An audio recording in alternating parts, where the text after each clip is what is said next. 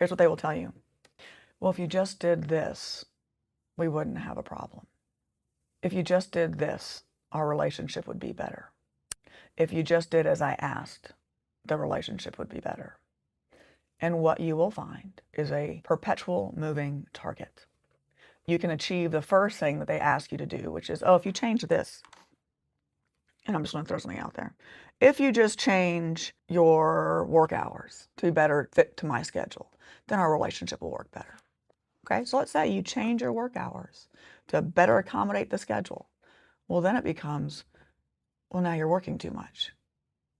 And if you just didn't work as much, then our relationship would be better. So then you cut back your hours and work less and make less.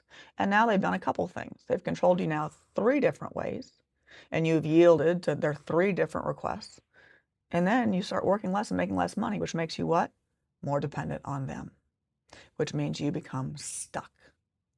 And so every time they move that target just a little bit farther down the road to make you more and more and more dependent, to make your world smaller and smaller and smaller, so that the only people left in that world is typically you and that narcissist.